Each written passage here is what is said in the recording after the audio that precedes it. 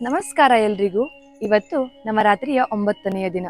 ಇದು ದೇವಿಯ ಸಿದ್ಧಿದಾತ್ರಿ ಅವತಾರವಾಗಿದ್ದು, ಸಿದ್ಧರು, ಗಂಧರ್ವರು, ಯಕ್ಷರು, ಸುರರು, ಅಸುರರಿಂದ ಪೂಜಿಸಲ್ಪಡುವ ಈಕೆ ಎಲ್ಲಾ ಪ್ರಕಾರದ ಸಿದ್ಧಿಯನ್ನು ಕೊಡುವಂತಹ ಮಾತೆಯಾಗಿದ್ದಾಳೆ. ಮಾರ್ಕಾಂಡೇಯ ಪುರಾಣದ ಪ್ರಕಾರ 8 ಸಿದ್ಧಿಗಳು ಇವೆ.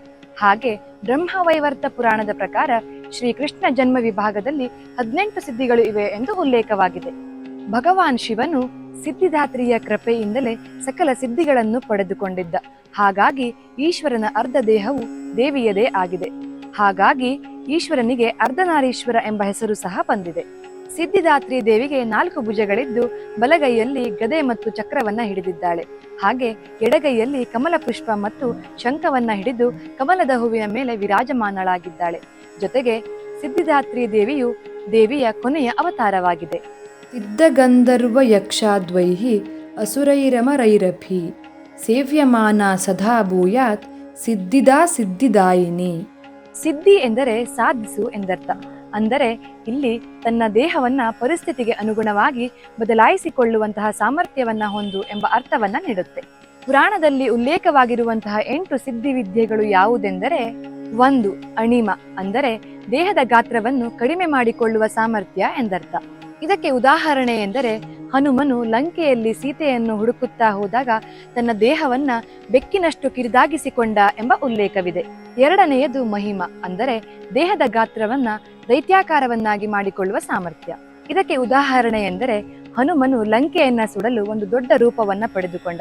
ಹಾಗೆಯೇ ವಾಮನ ಅವತಾರದಲ್ಲಿ ಭಗವಾನ್ ವಿಷ್ಣುವು ತನ್ನ ಪಾದದಿಂದ 3 ಲೋಕಗಳನ್ನ ವಶಪಡಿಸಿಕೊಂಡ.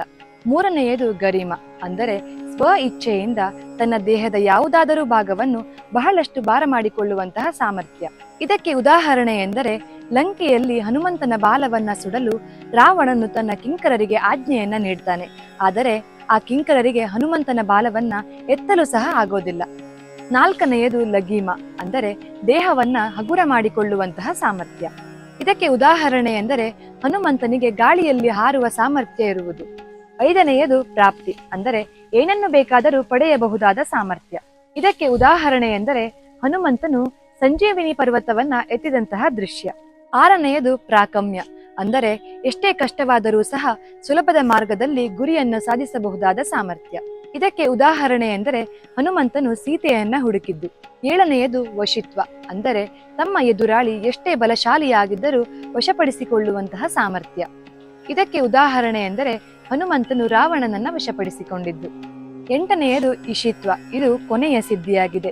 ಇದರ ಅರ್ಥವೇನೆಂದರೆ ತಮ್ಮ ಬಯಕೆಗಳನ್ನು ಈಡೇರಿಸಿಕೊಳ್ಳಲು ಬಳಸುವಂತಹ ಸಿದ್ಧಿಯಾಗಿದೆ. ಹಾಗಾಗಿ ದೇವಿ ಸಿದ್ಧಿದಾತ್ರಿಯನ್ನ ಏಕಾಗ್ರತೆಯಿಂದ ಪೂಜಿಸಿದಲ್ಲಿ ಮುಕ್ತಿ ದೊರೆಯುತ್ತದೆ ಎಂಬಲ್ಲಿ 2 ಮಾತಿಲ್ಲ. ಇಲ್ಲಿಗೆ ದೇವಿ ಸಿದ್ಧಿದಾತ್ರಿಯಾಗಿ ಅವತಾರವೆತ್ತಿದ ಕಥೆಯು ಮುಕ್ತಾಯವಾಯಿತು. ಹೀಗೆ ನಾವು 9 ಸಂಚಿಕೆಗಳಲ್ಲಿ ದೇವಿಯ 9 ಅವತಾರದ ಕಥೆಗಳನ್ನ ತಿಳ್ಕೊಂಡ್ವಿ. ನಿಮ್ಗೆ ಯಾವ ಸಂಚಿಕೆ ಇಷ್ಟ ಆಯ್ತು ಅನ್ನೋದನ್ನ ಕಮೆಂಟ್ ಸೆಕ್ಷನ್ ನಲ್ಲಿ ತಿಳಿಸೋದನ್ನ ಮರಿಬೇಡಿ. ನಾಳಿನ ವಿಶೇಷ ಸಂಚಿಕೆಯಲ್ಲಿ ವಿಜಯದಶಮಿಯಂದು ದೇವಿಯು ವಿಜಯವನ್ನ ಸಾಧಿಸಿದಂತಹ ಕಥೆಯನ್ನ ತಿಳ್ಕೊಳ್ಳೋಣ. ಅಲ್ಲಿವರೆಗೆ ನಮಸ್ಕಾರ.